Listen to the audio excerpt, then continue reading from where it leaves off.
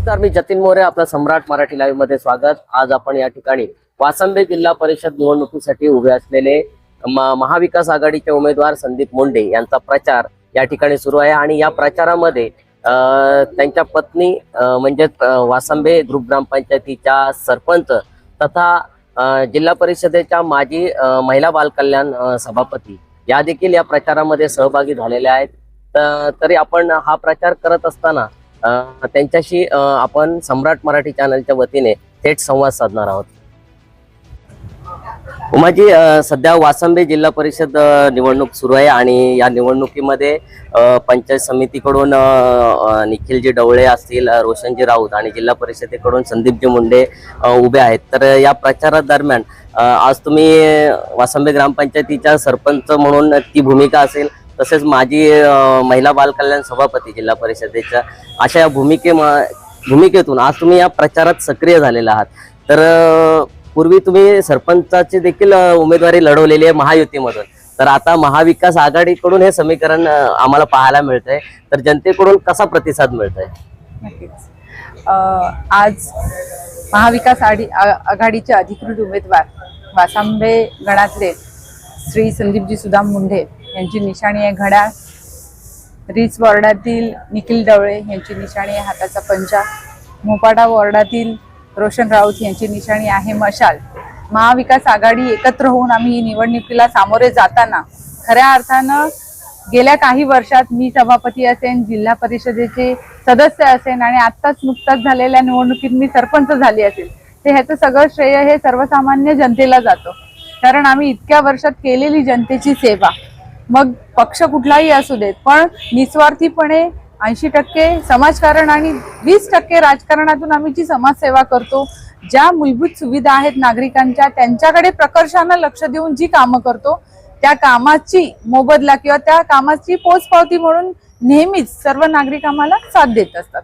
आणि आता सुद्धा या निवडणुकीमध्ये फक्त आणि फक्त विकास काम हेच अजेंडा ठेवून आम्ही जनतेसमोर उतरलोय आणि खऱ्या अर्थानं जनता ही खूप चांगल्या पद्धतीने आम्हाला साथ देते। उमाजी, आता संदीपजी मुंडे यांच्या विरोधात जे तुमचे मित्रपक्ष होते पहिले महायुतीचे, तर आज ते तुमच्या विरोधात आहेत, तर त्या प्रभागामध्ये काही फरक जाणवेल का तुम्हाला किंवा तिथे काही फटका बसू शकतो का, काय वाटतंय? खऱ्या अर्थानं आघाडी कशी झाली, काय झाली हे बोलण्याचा अधिकार सर्वतोपरी पक्ष श्रेष्ठीन आहे। त्यामुळे सरपंच असेल किंवा मी एका पक्षाची जिल्हा अध्यक्ष असेल, ह्या नात्यानं बाकी काही वाच्यता करण्यापेक्षा प्रत्येक वॉर्डात आम्ही जी विकास कामं केलीत त्या विकास कामांना नक्कीच नागरिक कौल देतील आणि कुठे फटका बसेल, कुठे आम्ही चांगले असू, ह्यापेक्षा आम्ही प्रत्येक मतदारांपर्यंत पोहोचतोय आणि आमची कामं 24/7 त्यांच्यापर्यंत पोहोचत असतात। त्यामुळे नक्कीच चांगला निर्णय आपल्याला बघायला मिळेल। येथील मतदारांना किंवा येथील जनतेला तुम्ही काय आवाहन कराल? येथील मतदार आहेत आमचे किंवा जनता आहे, ह्यांना आम्ही एकच हात जोडून विनंती करेन की नेहमी जो कोणी उमेदवार कोणी असू दे, पण आपल्याला अर्ध्या रात्रीवर म्हणा किंवा आपल्या कामाला जो उपयोगी येतो, आज कोरोना सारखं संकट 2019ला आपल्यावर ओढावलं होतं, त्यावेळेस संदीपजी मुंडे असेल, स्वतः मी असेल, निखिल दादा असेल, आम्ही सगळ्यांनी ग्राउंडला उतरून जी कामं केली आहेत, कारण त्यावेळेस शेजारी सुद्धा शेजाऱ्याकडे बघत नव्हता, पण त्यावेळेस जी कामं केली आहेत आपण, मग वॅक्सिनेशन असू दे किंवा त्यांना औषध उपचार असू दे किंवा त्यांना हॉस्पिटल पर्यंत पोहोचवणं असू दे, जीवाची पर्वा न करता या सगळ्या माणसांनी ही कामं अगदी ग्राउंडवर उतरून केलेली आहेत। त्यानंतर वादळ आलं, वादळात सुद्धा कोणी बाहेर पडत नव्हतं, पण ही सगळी नागरिक अगदी रस्त्यावर उतरून कामं करत होती। त्यावेळेस मोबाईलला रेंज पण नव्हती, पण ही माणसं थेट ही कामं करत होती। ही सगळी कामं असतात, पण दैनंदिन जीवनात जी कामं असतात, इतर माणसांना, आपल्या सर्वसामान्य नागरिकांना फारसं काय नको असते, फक्त रस्ते, पाणी, वीज हे मुबलक प्रमाणात असलं की ती सुखी असतात आणि ती कामं करण्याचा जास्त आम्ही एक अजेंडा आहे आमचा आणि त्यावरच आमचा विकासाचा आणि आजच्या प्रचाराची सुद्धा दोरी आमची तीच आहे। एक प्रश्न, तुम्ही जिल्हा परिषद महिला बाल कल्याण सभापती पद देखील भूषवलाय, तर त्या दृष्टिकोनातून तुम्ही या प्रचारामध्ये किंवा पुढे काय विजन तयार केलेलं आहे काय, किंवा प्रचारामध्ये त्याचा काय मुद्दा वापरणार? नक्कीच, मुद्दा मी सुरुवातीलाच तुम्हाला सांगितलं की मुद्दा आमचा एकच असणार आहे, विकास, विकास आणि विकास। महिला बाल कल्याण सभापती असताना महिला बचत गट असतील, आमच्या महिलांना सक्षम करण्यासाठी वेगवेगळ्या सुविधा असतील, मग त्याच्यामध्ये आमचं पापड यंत्र असेल, मसालाची चक्की असेल किंवा पिठाची चक्की असेल, शिवण यंत्र असेल, फॉल बीडिंगचे यंत्र असेल, ह्या सगळ्या मशीन्स आम्ही महिलांपर्यंत पोहोचवलेल्या आहेत. मग त्यांच्या सर्वसामान्य बैठकांसाठी बसकरपट्टी असेल, बैठक असेल, म्हणजे छोट्या छोट्या गोष्टी आम्ही त्यांच्यापर्यंत पोहोचवल्यात.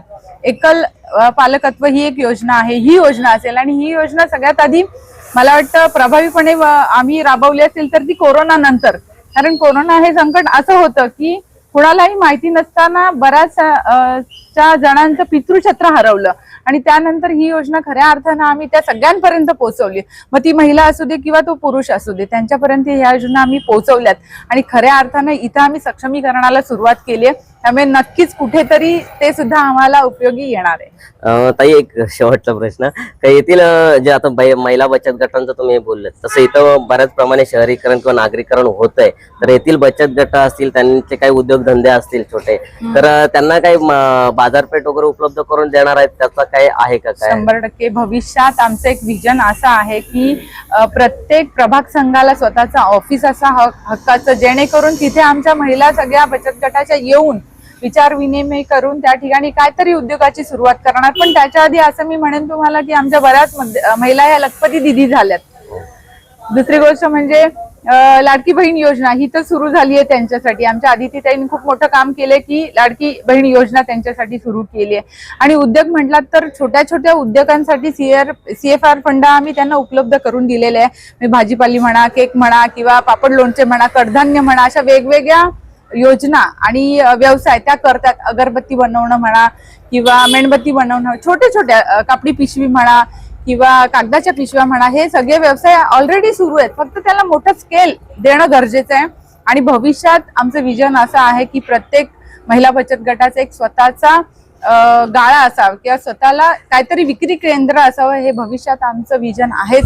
महिलांच्या मोठ्या उपलब्धी किंवा त्यांना मोठं एक सक्षमीकरणासाठी हॉल त्यांना बनवून देणं, हेही पुढचं आमचं विजन आहे.